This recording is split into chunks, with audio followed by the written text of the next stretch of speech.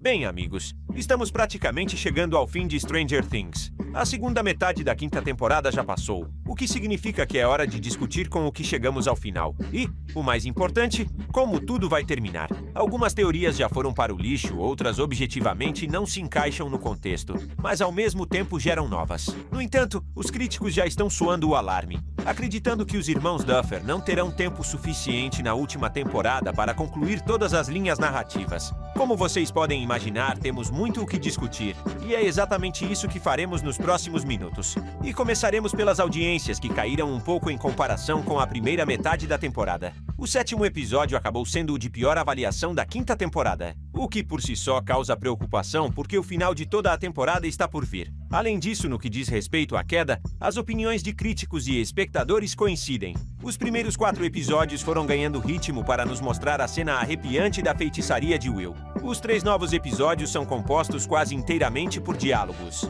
É compreensível que muita coisa seja explicada através deles, porque antes do final, tudo precisa ser colocado claramente em seu devido lugar. No entanto, às vezes parece mesmo que os roteiristas voltam ao mesmo assunto várias vezes, e as mortes prometidas dos heróis em 7 episódios ainda não aconteceram. Daí as críticas que dizem que um episódio de 2 horas não será suficiente para fechar todas as linhas narrativas. Os personagens se tornaram numerosos demais, e a verdade sobre o mundo invertido gerou ainda mais perguntas. Portanto, algumas tramas permanecerão sem solução, mas essa é a opinião dos críticos. Nós pessoalmente acreditamos nos irmãos Duffer, e que eles não estavam mastigando os segredos de Will, os medos de Vecna e os princípios de construção do mundo invertido à toa, mas nos contaram muito. O mais importante é que agora sabemos o que é o mundo invertido. Dustin faz descobertas cruciais que explicam por que ele foi criado e por que ficou preso no tempo.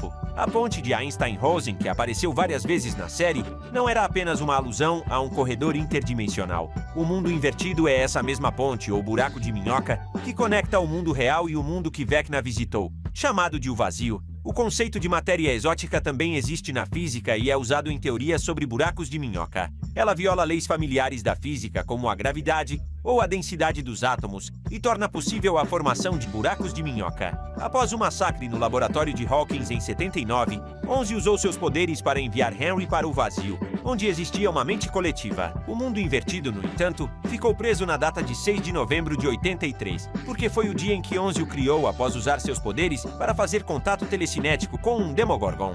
Além disso, a série nos mostrou que não devemos esquecer a peça A Primeira Sombra, baseada em Stranger Things, que conta a infância de Henry. Ela faz parte da história oficial e confirma que o vazio é a chamada Dimensão X, ou seja, é um mundo alternativo que Henry encontrou na juventude, muitos anos antes de ser exilado lá por 11. A propósito, os criadores da série também contaram que a ideia de sua conexão com Vecna lhes ocorreu enquanto trabalhavam na peça. A caverna secreta em sua mente, através da qual Max e Holly encontram uma saída, mostra justamente uma parte desta peça. O jovem Harry encontra um espião soviético que roubou um equipamento importante usado para um experimento secreto do governo. Não é difícil adivinhar que estava relacionado a dimensões alternativas, e os autores não por acaso dão ênfase a como Henry abre a mala. Por causa deste dispositivo dentro dela, ele foi parar na Dimensão X, e sua vida mudou para sempre. No vazio, Creel encontra pela primeira vez a mente coletiva, o que influenciou sua personalidade e comportamento no futuro. Este evento leva ao surgimento de suas habilidades psicocinéticas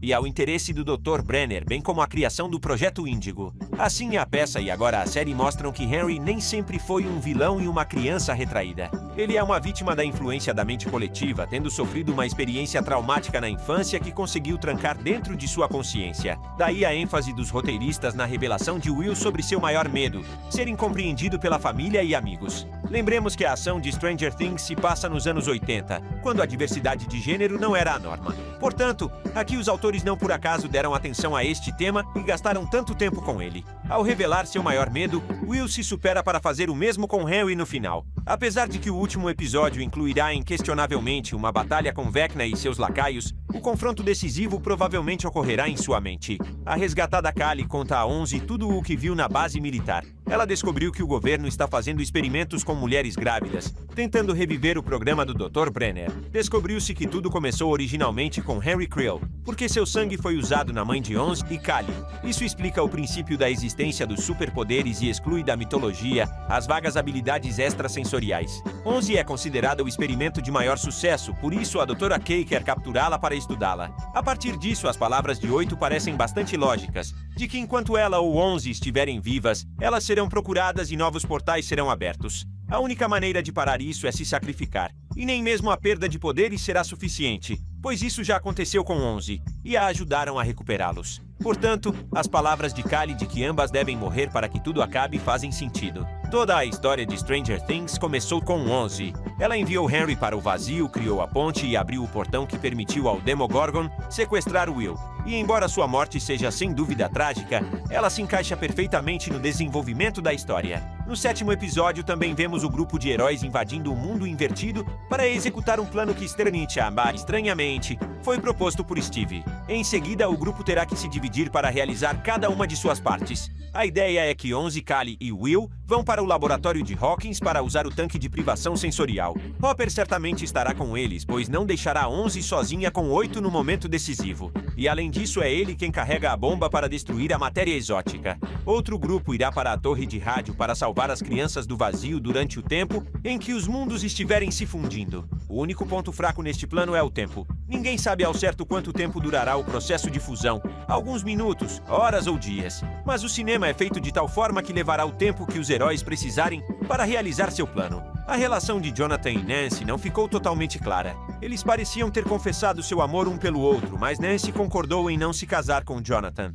Matt Duffer trouxe clareza a isso, confirmando que o casal se separou. Ele e os roteiristas sabiam há muito tempo que isso aconteceria, mas não conseguiam encontrar o momento certo. Os personagens foram mantidos juntos por muito tempo por sua história compartilhada e experiências traumáticas. No entanto, agora Nancy percebeu que precisa de independência e liberdade. E isso não significa que no final ela retomará seu relacionamento com Steve como muitos fãs gostariam. Mas outro casal finalmente encontrou forças para se reconciliar. A amizade de Steve e Dustin, que começou na 2ª temporada, foi um dos destaques da série, e suas tramas conjuntas foram das melhores. A perda de Ed afetou muito Henderson, e em um determinado momento ele encontrou forças para admitir que tem medo de perder Steve. Daí o relacionamento tenso deles desde o início da 5ª temporada, que muitos fãs não apreciaram. A propósito, quanto ao destino de Harrington, sobre o qual muito se falou antes do final, a probabilidade de sua morte trágica existe. E não se trata nem da entrevista dos irmãos Duffer, que insinuaram a morte do personagem com a ajuda de bonecos.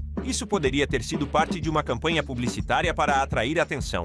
O sacrifício de Steve no final se encaixa no desenvolvimento da trama. Ele se reconciliou com seu melhor amigo. Sua amada não vê um futuro com ele e foi ele quem propôs o plano para salvar o mundo, algo que nunca havia feito antes. Assim, Steve está atualmente no status de um protagonista que se candidata a um final trágico e heróico. E quanto à teoria sobre o retorno de Ed como vampiro para derrotar Vecna e repetir a trama, simplesmente não há tempo para isso. Embora a referência ao vampirismo tenha surgido novamente quando Kali chamou a Dra. Kay de vampira por seu desejo de extrair sangue para experimentos. E dos gigantescos dragões vermelhos escondidos atrás do muro, ninguém mais se lembra. Porque essa é uma das teorias que já não está destinada a se concretizar. É compreensível que haja receios antes do final, e não há como escapar deles. Nem toda série popular termina da maneira devida. A mesma A Guerra dos Tronos ainda ecoa com uma triste lembrança no fundo da memória. O que consola é que não falta muito para esperar, porque o episódio final nos será entregue de presente de Natal já no Ano Novo.